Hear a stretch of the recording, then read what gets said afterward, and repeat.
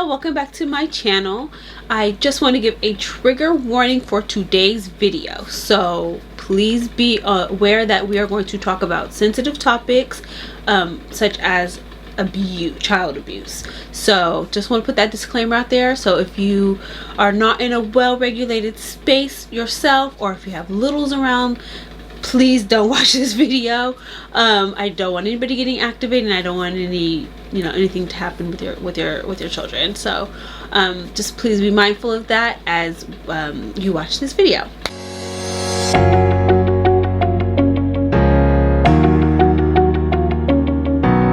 So before I get started, I just want to give an intro in case you are new to this channel. My name is Jessica. I am a licensed marriage and family therapist here in California. On this channel, I talk about all things related to trauma, the brain, attachment, and healing. So if you are new to this channel, please click the subscribe button down below so you can be notified every time. Oh, you also have to ring the notification bell too, so you can be notified every time I upload a new video. So what I'm going to talk about today is child sexual abuse and the effects of COVID, actually, which you might be wondering, how do those two things go together? Unfortunately, child sexual abuse is just way too common. Most statistics put it around 1 in 5 girls, 1 in 7 boys are sexually abused as children. And what we do know is that most abusers are people that the child already knows.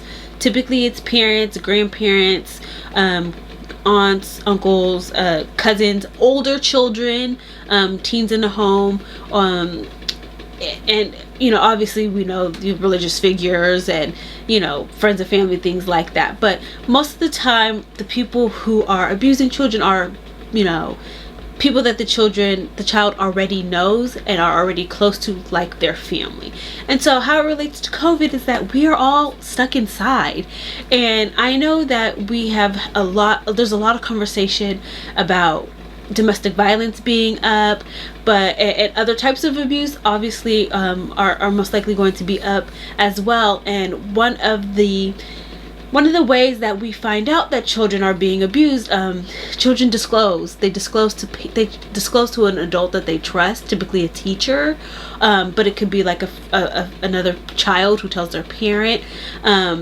There's multiple ways that we find out that a child is being abused, and with everybody being in shelter and children not going to school, not having that safe space, a lot of children do find safety in school. They are stuck at home with somebody who might be hurting them. And so I decided I wanted to make this video just to raise some awareness, because it's not something I've actually seen anybody talk about, and because in my private practice I mostly work with survivors of child sexual abuse. It's something I'm constantly thinking about, and really I'm kind of worried for these children who are at home. Yes, they might be doing online schooling, but again, they're not going to text, my dad's touching me, my mom's touching me. Like, they're not going to they're not going to type that in a box. And so and also teachers, because they know about signs of abuse, they see a child's behavior, certain things might raise alarm bells. And not just teachers, but anybody outside of the home, because it's usually somebody outside of the home is who the child discloses to. And because the child can't go out of the home now because of being in shelter, they're confined. So there's no way for like social services or anybody to go and investigate, because there's nobody raising the alarm. So for me, like, that's just something that kind of caught my attention and made me think, wow, I want to kind of do a video and kind of talk about this, because parents, they might not know that their spouse or their partner is abusing their child. Some people are, for better or for worse, bucking the shelter and the stay at home. They're still congregating, still going to visit. So you might be somebody who's doing that, and I'm not going to shame you for your life choices, because it's not about that. But if you happen to go visit a friend of yours and you see their child and you notice something a little bit off with the child, I want you to kind of be aware, like that's something that could potentially be going on in the home, and things that you can maybe do if you are a parent or you're somebody who's maybe suspecting that a child is being abused, ways that you can kind of help. Before I kind of jump into the tips, one of the things I also want to say kind of about child abuse and child sexual abuse in particular, again, abusers typically pick children who they have easy access to. That's key number one. They pick children who are vulnerable, and then they also pick children who they have easy access to. So again, if you're living in the home, if you're, it's a parent or a guardian or an older teen, then they're, and they have that, and they are an abuser, then they now have the child, or, they have their child there more often, so they have easy access to them. Also with, high levels of stress, talked about in previous videos, I always talk about the stress response system, but when we are highly stressed out or we're dysregulated in any way, we kind of act out sometimes as a way of kind of managing how we're feeling. And so a person who might be predisposed to do this, or maybe they have before and they told themselves they would stop, or whatever it is that's happening, my worry is that with that increase of stress is a decrease in their ability to kind of manage their impulses, and now they are abusing a child. And again, this is not just adults, but older children or teens could be abusing a child in the home. The stress of the family, feeling more anger, some people do act out sexually when they're angry, and so if there's an increase in anger, being thoughtful about, oh no, could this be something that's happening in my home? And finally, again, children are doing online education right now. And so if you're working as well, maybe your child's in the other room, you're doing your work, they're doing their homework or doing their schoolwork online. Well, they might be also doing other things online too. People are using this time to kind of take advantage of other people, and so I worry about also grooming behaviors online. Now I'm going to do a separate video specifically about grooming behaviors and child predators online, but just kind of putting that thought out there that the child, not only could they be, or not, they could be experiencing abuse from a parent or somebody living in the home, but they could also just be going online and there's pop-ups, or there's people coming into the chats, or they're exploring different things online, and now somebody's lured them into something that you might not even be aware of, and they might even just children can be sexually violated online, because sexual abuse does not just include touching, it includes watching children undress, having children engage in watching pornography with you, having any type of sexual interactions that you're doing in front of the child for in an effort to get sexual gratification from that. All of that falls under the umbrella of child sexual abuse. So it's not just like molestation and penetration, things like that we think about, but it's also these other things like watching a child undress, watching them shower, having a child do something to you, like that's all in that umbrella. And so I worry about that as well, as just kind of predators finding children online, because now they also have more access to children because they're doing their schooling online. And so wanting to kind of make you as a parent aware of different ways that or just an adult who cares about the children in your life, being aware of kind of ways that this could be showing up.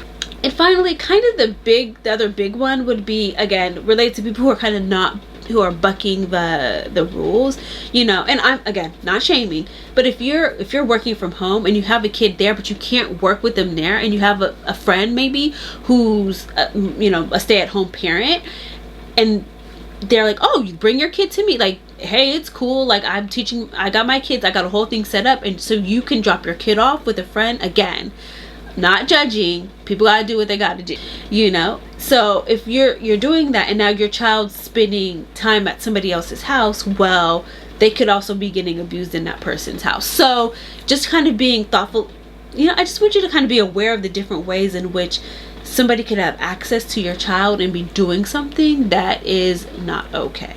And kind of finally, this one is a little bit hard to talk about. Well, just more, I don't know why I said it's hard. I think it's just because I feel bad. Again, with COVID, a lot of people have lost their jobs, or they're not working, they can't pay their rent, whatever is happening. And so if this is a friend of yours or a family member of yours, you might invite them into your home because you don't, you love them, you care about them, you don't want them to be out on the street.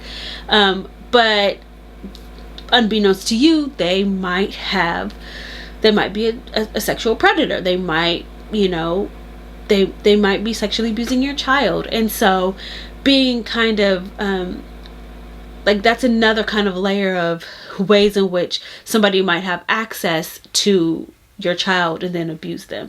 So it's not just the parents or siblings who already live in the home, but what about people that you are inviting into your home because they don't have a place to go? So now that I've made you aware of some of the ways in which your child could be being sexually abused during this stupid pandemic, I want to just kind of talk about some ways that you can protect your child, because I think that that's most important. So number one is to be vigilant and thoughtful about who you allow to be in your home. Again, I know that, we care about people. We don't want anybody to be left out in the cold. But the most important job that you have is to protect your child. And so not everybody can be around your child. Not everyone should have access to your child. Even if they're they're struggling, they have something going on, please investigate. Please, do your due diligence to figure out what type of person this is, and just kind of be on the lookout for any kind of red flags or anything being amiss, because you don't want something like that to happen to your child. You really don't. Sexual abuse, child sexual abuse is just, we know it's awful, but the lasting impacts and the way that it can impact all parts of the system is just, really, we want to avoid it. So be really vigilant and diligent about who you let in your home. Question them, trust your gut. If there's anything that feels off, they shouldn't be allowed to be in your home. Sorry, I'm just going to make that statement. You want to protect your child. That's just in your children. If you have multiple children, that's just kind of forefront of your mind. So please, if you have somebody new in your home, keep track of the interactions that they have with your child. If you're noticing that they're spending too much alone time, or your child behaves really weird around them, or not even weird, just very different than their normal behavior, there should be a no secrets policy happening in your home.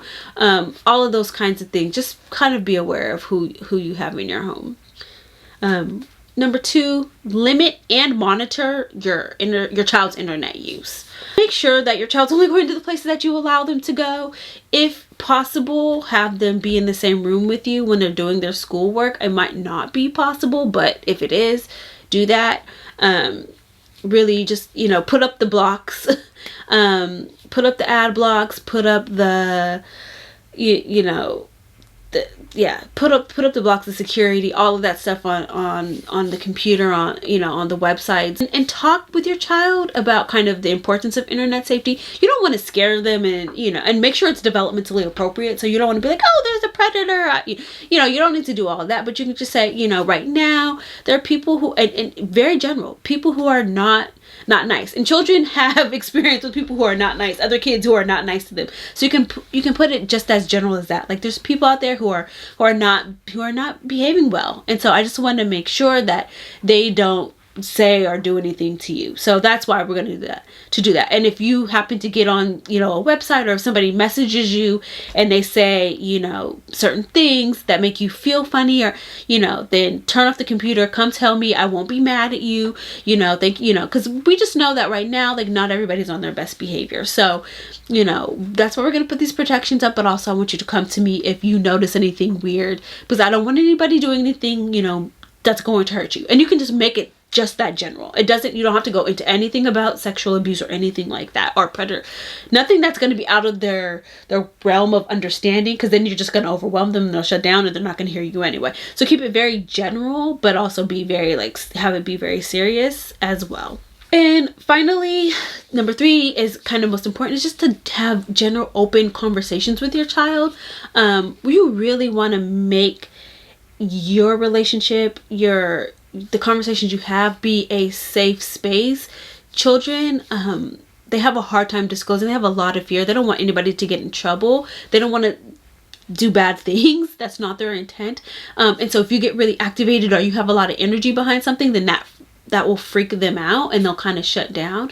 But if you're having very general conversations overall, just sharing your day, how's it going, modeling appropriate, ways of like expressing your feelings, how they can come and talk to you, all of these things, and they'll be more apt to kind of share things with you. You might also have to ask questions. Now, again, you don't want to ask any leading questions like, is somebody touching you, and you don't need to do anything like that. But if you notice something, going on, you can say, hey, how are you doing? I noticed that, you've seemed a little sad lately, if that's what you're noticing, and see how your child responds, and give them time to answer. Don't just like fire off questions. You want to actually like have a conversation, listen to them, talk to them, share about, things that bother you, or like how you notice when you're kind of feeling stressed, things like that kind of open up the communication, and you keep it very general. So you're not trying to like interrogate them. You don't want to do anything like that, because again, it'll shut them down.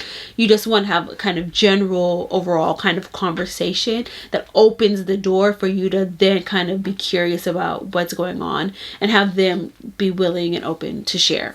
So those are kinds of things that you can do to kind of do the protecting of your child.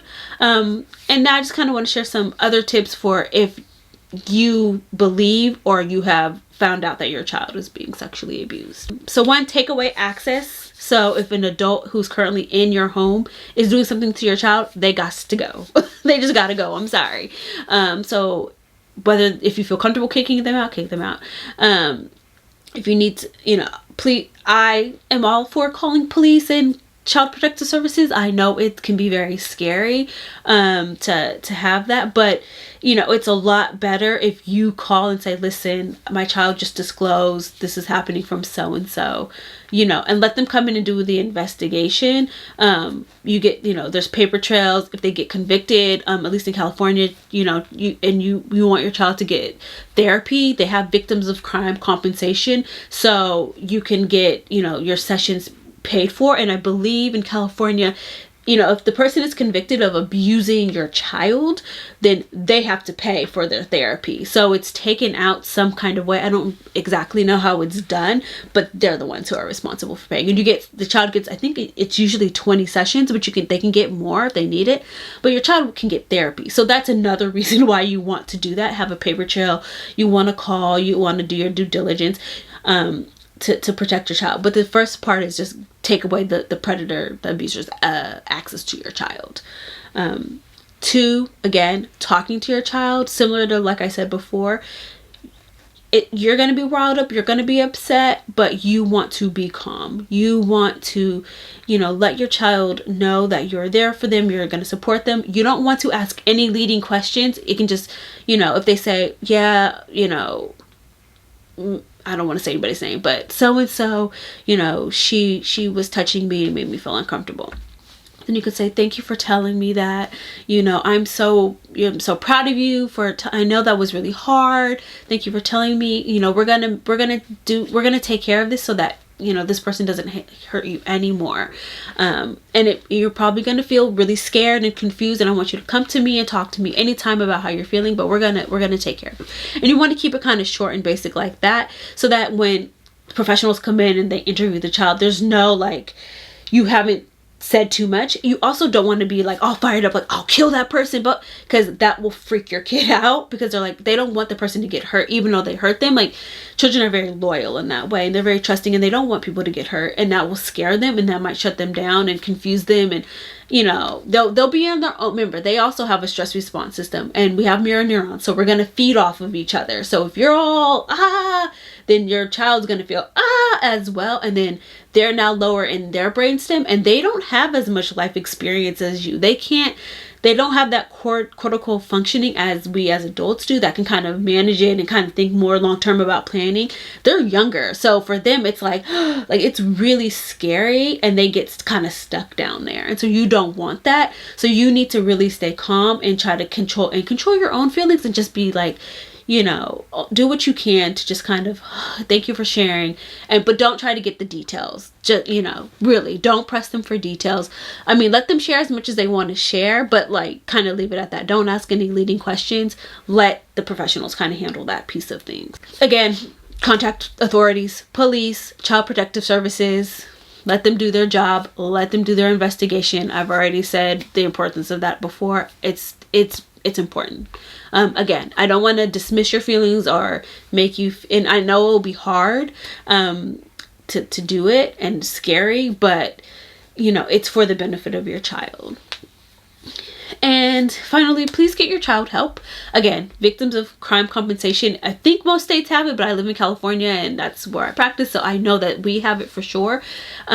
So you can get therapy through victims of crime, but also if you have insurance, you know, call up insurance and see about getting your child some sessions, maybe pay out of pocket, find a therapist who works specifically with children and has experience working with children who've been sexually abused. Those are kind of the two criteria.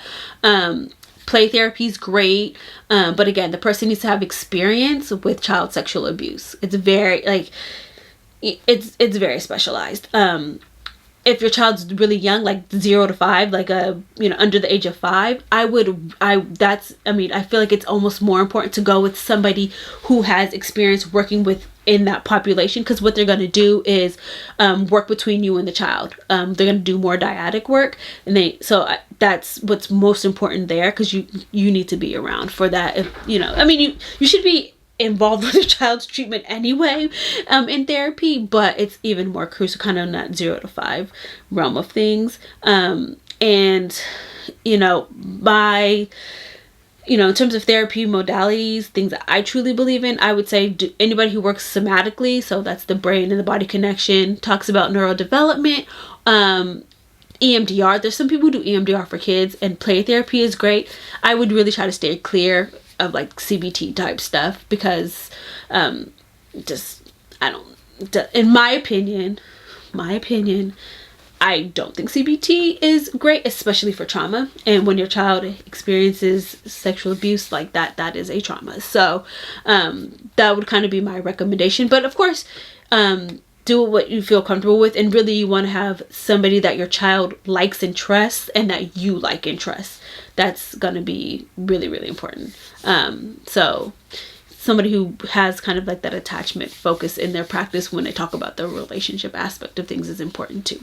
So I know this topic was not the most fun topic to talk about, but I thought it just was really important while we're in the midst of this kind of COVID crisis to kind of put this on your radar to be looking out for and to protect your child. And if something is happening, or if you know what is happening in somebody else's house, like, you should take these steps, because it's really important. Children need us now more so than ever. So I hope you like this video. If you haven't subscribed yet, please click the subscribe button down below so you can be notified every time I upload a new video.